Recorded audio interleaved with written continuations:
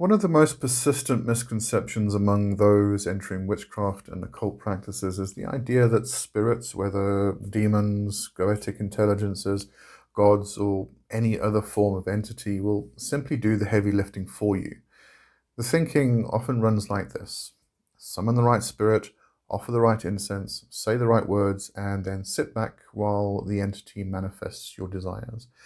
It's a convenient idea, and it mirrors the theological structure many people carry over from Christianity or other monotheistic faiths, that a higher power acts on your behalf if you pray hard enough to keep the right faith. But witchcraft does not work that way. Magic does not absolve us of responsibility, nor does it outsource the labor of change to some externalized being. Spirits do not come into our lives to act as servants or cosmic vending machines. Rather, they operate as allies, teachers, catalysts, and sometimes as mirrors of our own inner potential. You employ or petition their aid, but you remain the one who is responsible for the work, for the choices, and for the outcome.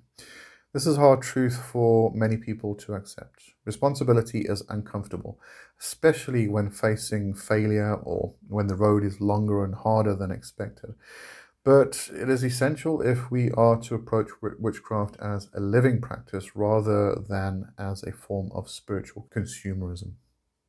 To understand why this misconception is so widespread, it helps to look at where many people are coming from.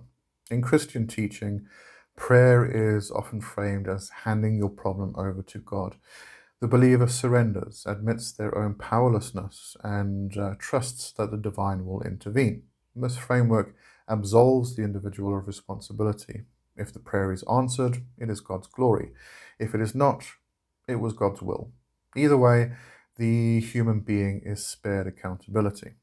When someone moves from Christianity or a similar background into witchcraft or occultism, that mental pattern doesn't always dissolve immediately. Instead, it mutates. Instead of God, it becomes a daemon, the goddess, or the spirit who is expected to carry the burden of action. Instead of prayer, it becomes petition or evocation. The practitioner still sees themselves as powerless and a passive figure waiting on an outside authority to deliver. But witchcraft is not about surrender, it is about agency, will, and sovereignty. Our magical practice is rooted in the principle that we take responsibility for our lives and our choices. Spirits are not a substitute for this responsibility. So what then is the role of a spirit in magic? If they do not do the work, why summon them at all? The answer lies in understanding spirits not as an externalized worker, but as catalysts for transformation.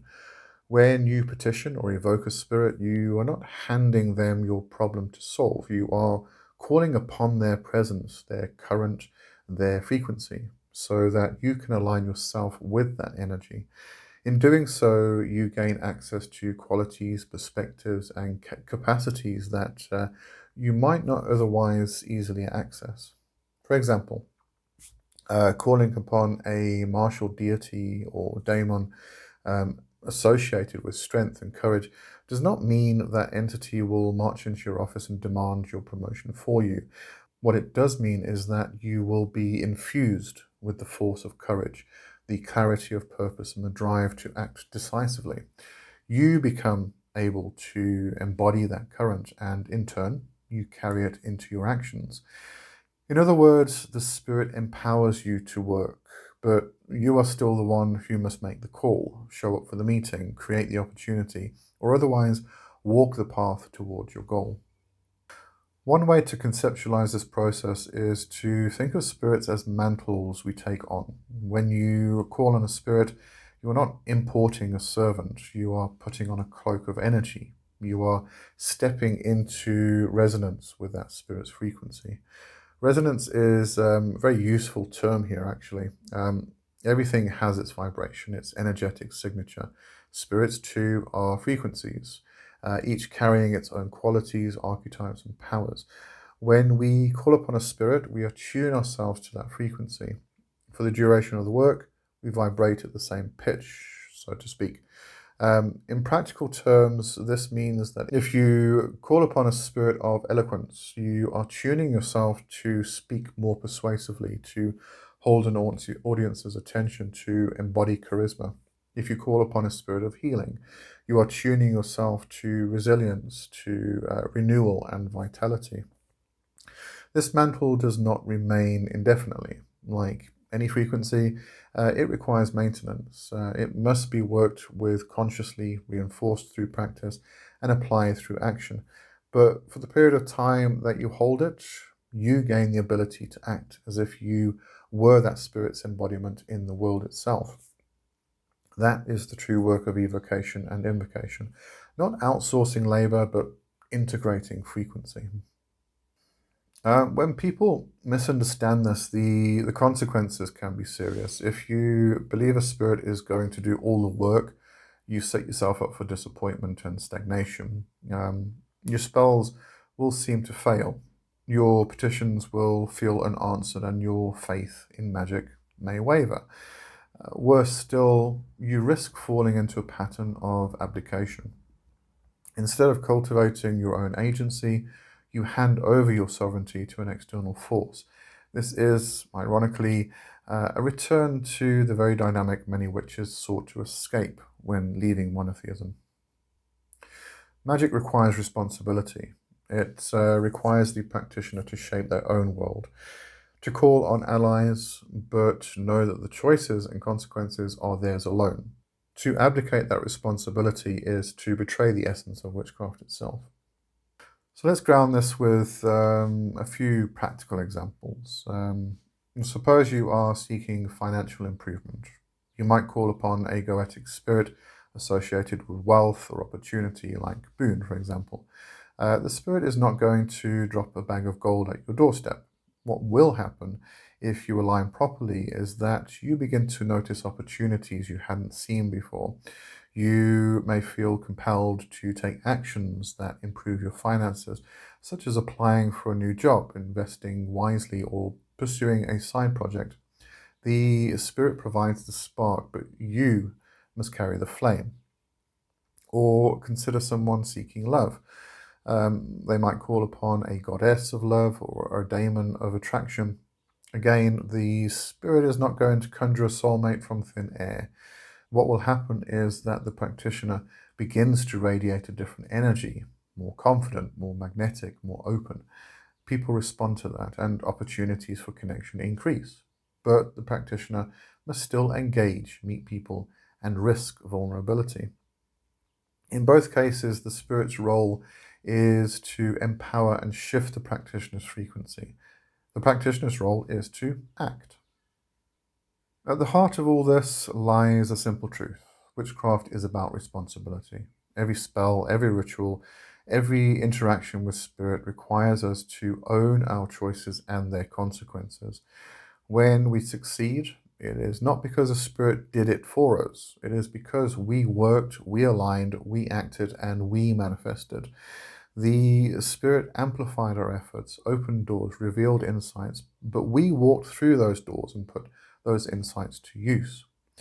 When we fail, it is not because the spirit abandoned us. It is because we misaligned, failed to act, or resisted the change we asked for. Failure is not a punishment, but a lesson, a mirror showing us where we did not fully embody the current we invoked. This is why magic is not for the faint-hearted.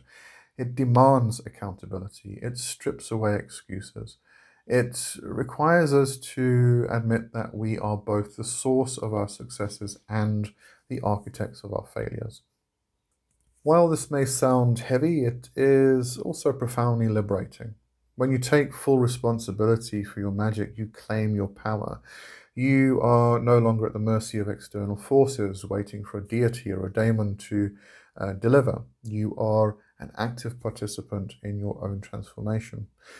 Spirits become partners, not masters, allies, not employers. You work with them, not for them. Together, you create.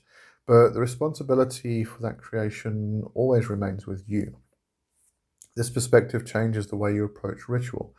Instead of begging or demanding, you approach with respect and collaboration. Instead of thinking, please fix for me, you think, let us work together.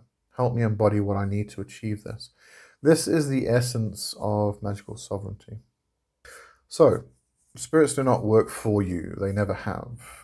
They never will. They are currents of energy, mantles of power, frequencies you can attune to.